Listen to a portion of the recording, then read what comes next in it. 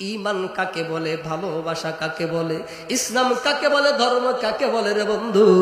মুসআব যখন মুখের মধ্যে দইরা উপরের দিকে পতাকাটারে উঠায় রাখছে, এবার কাফেররা এসে বলে, মুসআব রে, তোর ঈমান বড় মজবুত, তুই এমন একটা ঈমান অন্তরে ধারণ করছস, দুইটা হাত গেল পতাকা ছাড়লি না, দুইটা পা গেল, এখন মুখ দিয়া পতাকা রাখছস, এখন আমি তোর গর্দানটা উপরে ফেলে দিব, এরপরে পতাকা কিভাবে ধরে রাখবি?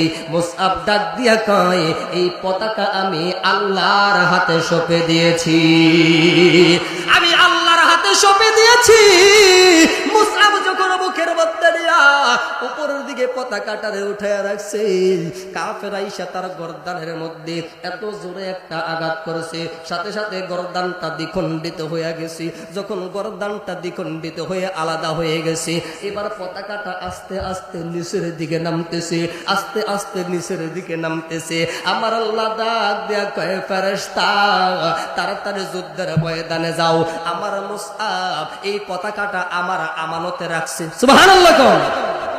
এই পতাকাটা আমার আমানতে রাইখা গেছি, এখন যদি পতাকা জমিনের মধ্যে পইরা যায়, মুসলমান যুদ্ধে পরাজিত হয়ে যাবে, আর আমার নামের কলঙ্ক হয়ে যাবে, কারণ মুসআব আমার উপরে হাওলা করে পতাকা রেখে গেছে।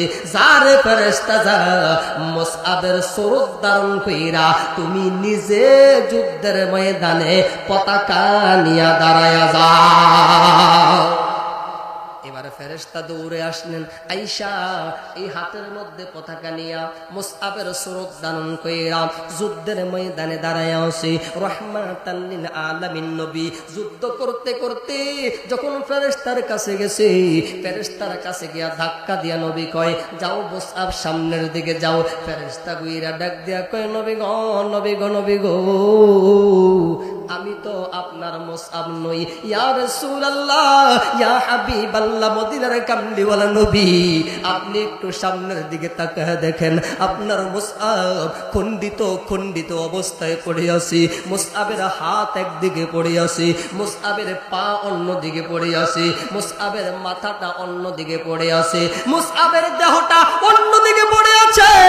ইয়া রাসূলুল্লাহ, ইয়া হাবিবাল্লাহ, আমি আপনার মুসআব নই, আমি আপনার মুসআব নই, আমি হলাম আল্লাহর ফেরেশতা।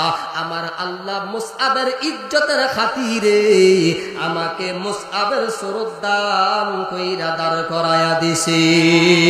মোরে ঝলমল ঝলমল